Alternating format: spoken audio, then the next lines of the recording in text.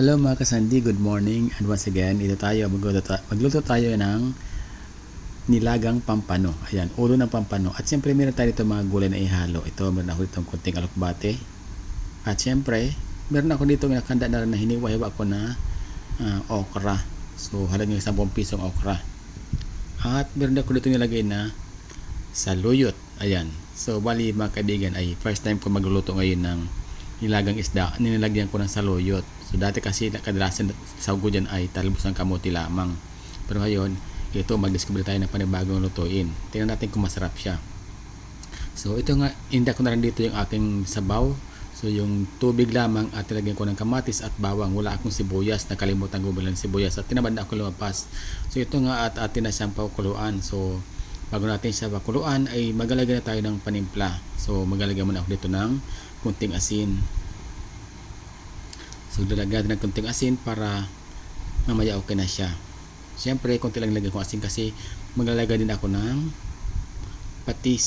Ayan, so lagyan natin ng kunting patis para mas dagdag linamnam sa ating lutuin.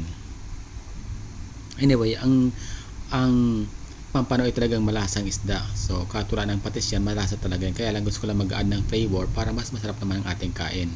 So isa lang lulutuin kong hiwa kasi ako lang naman mag-isang kakain ito. So ito na pinakulan natin ang ating sabaw. Ayan. So kumukulo na siya. Kaya pag kumulo na sa ating sabaw, ilalagay natin ang ilan sa ating mga gulay. So uunahin ko na dyan syempre ang ating medyo matigas na gulay, ang ating okra. Ayan. So ilagay natin ang ating okra. So busin natin yan. At syempre pagkatapos ng okra, ilalagay ko na rin itong ating ulo ng pampano para okay na siya. Para maluto na maayos at lumabas yung kanyang katas diyan sa ating sabaw. So pagkatapos yan, uli natin siyang tatakpan at ayan.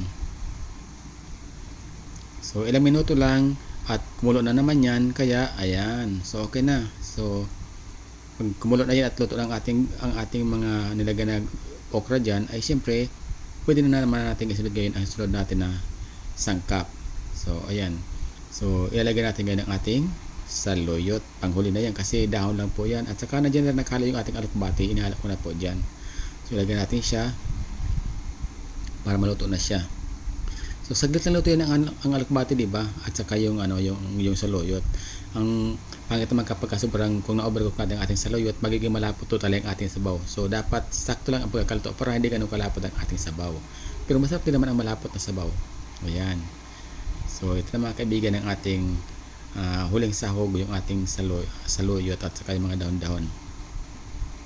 So medyo i-press lang natin para maluto ang ating dahon. Ilubog natin sa ating sabaw para maluto na rin siya ng sabay-sabay. Ayan. So sabi ko nga, saglit lang lutuin yan. Maya-maya lang ay pwede na siyang hanguin sa ating lutuan.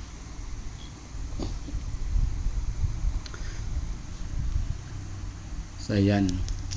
Paisa ka na kayo, ang hirap talaga mag-vlog mag-isa. At saka wala kasi ako dito cellphone holder, kaya ito nangyari sa aking vlog ngayon.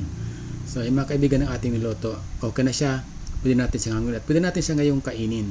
Ayan. So patayin natin ang ating apoy. At ito na siya mga kaibigan. Ready na siya para sa ating pagkainan.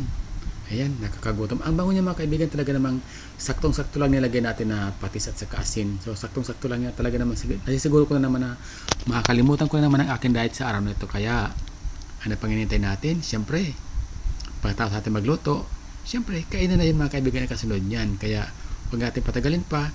Ako muna yung magpaalam na sa inyo. At siyempre yung mga hindi pa nakasubscribe dyan, pagka-subscribe naman ang aking channel at pag-like na rin itong ating video mga kaibigan para naman pasok sa panlasa ni Lolo ang ating vlog. So salamat po sa lahat ng sumusuporta at sumusubaybay sa aking mga vlog dyan. Maraming salamat sa inyong lahat and God bless everyone. See you again on my next vlog. Bye bye from Sandy TV PH. Don't forget to like and share and subscribe. Bye bye and see you again. God bless everyone.